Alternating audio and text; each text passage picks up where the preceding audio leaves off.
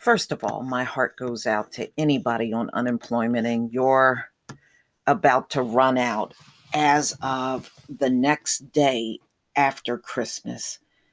Because just looking at the way that stimulus package is moving, I wouldn't hold my breath on them doing anything for the people. And this is an absolute disgrace for the way America has functioned through this entire thing. And it just go to show you a lot of these people just want to pat themselves on the back for fancy titles and they want to take credit for everything. But now that everything has fallen apart, everybody's pointing fingers back and forth. And as you can see, those are the absolute wrong people to have in charge when you're going through a crisis. That's the only thing Congress and Senate and those kind of folks have proven up until now. They are the worst people when a crisis is going on. So this came out on NPR November 19th, 2020. 12 million to lose jobless benefits the day after Christmas unless Congress act. And we know they're not going to act. Okay. I don't even know what these people are up there for. Congress don't act, the Senate don't act. I don't even know what these folks are doing. They just up there occupying space because they're sure not doing anything for the American people. We all know that by now. I'm going to go ahead and play this audio from NPR. The day after Christmas, 12 million Americans will lose their jobless benefits, and that could spell financial ruin for many of them. That's according to a new study just out this morning. It looks at what will happen if Congress can't reach a compromise to extend those benefits and pass another relief bill. NPR's Chris Arnold is reporting on this and joins us this morning. Hi, Chris. Hey, Rachel. Why will so many be in trouble right at the end of the year?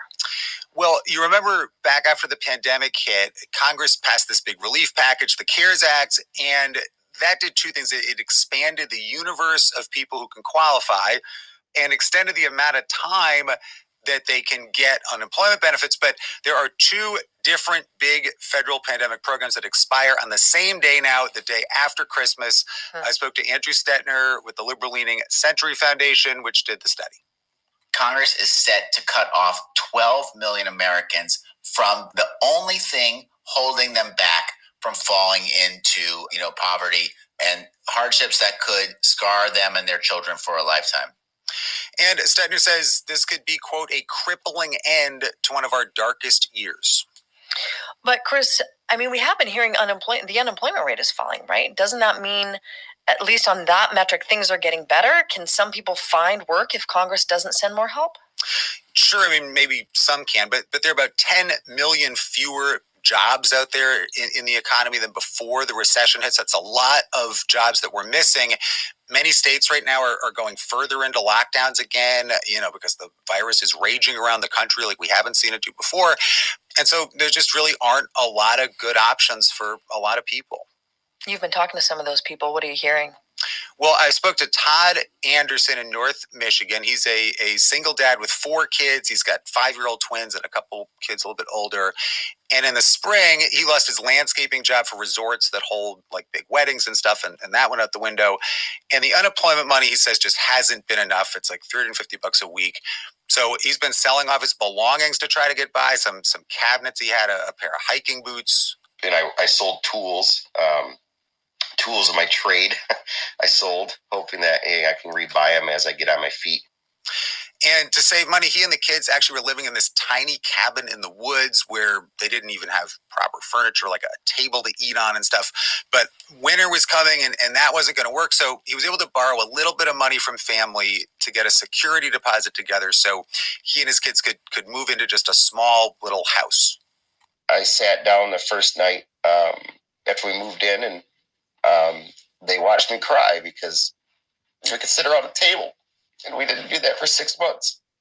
So to be able to have dinner together, as a dad, that's kind of important to me.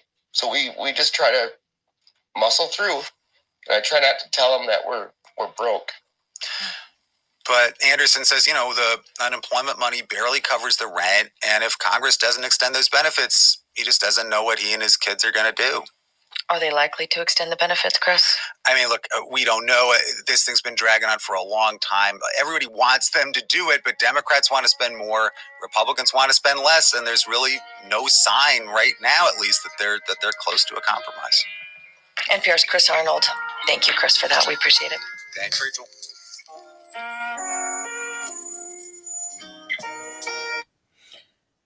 This is a disgrace. It should not be dragging on, especially if they were putting the American people first. But as you can see, they're not.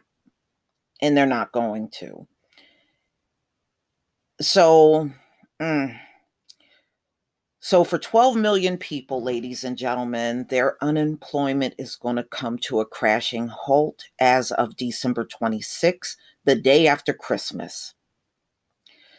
So this is happening, as you heard in the audio, as the pandemic is raging across the country, states, cities, and many restrictions are being reimposed. Schools are closing.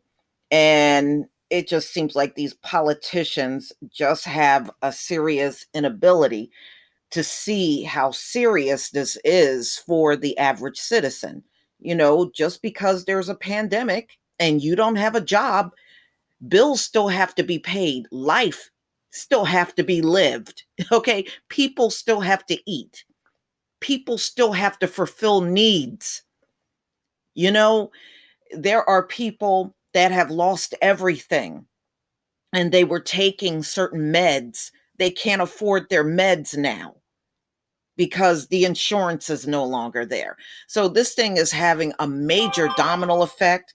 As this is going on, we got do nothing politicians just sitting there squabbling over money when, that extra money would actually give your economy a boost, but they're not thinking like that. We can't expect idiots to think. So, ladies and gentlemen, if any of you are impacted by this, let me know in the comment section. The sad part is when January come, there's going to be more people losing benefits, especially in the first quarter of 2021.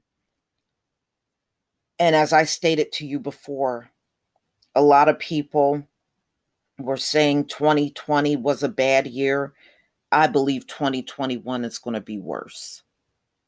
I really do. I think people better accept that coronavirus is the new normal in America, and that America that you saw in 2019 and the beginning of this year, you're never getting that America back. Y'all, please tell me what you think. Please leave your comment and subscribe. Don't forget to hit on the notification bell, and I'll see you on the next video. Peace, family.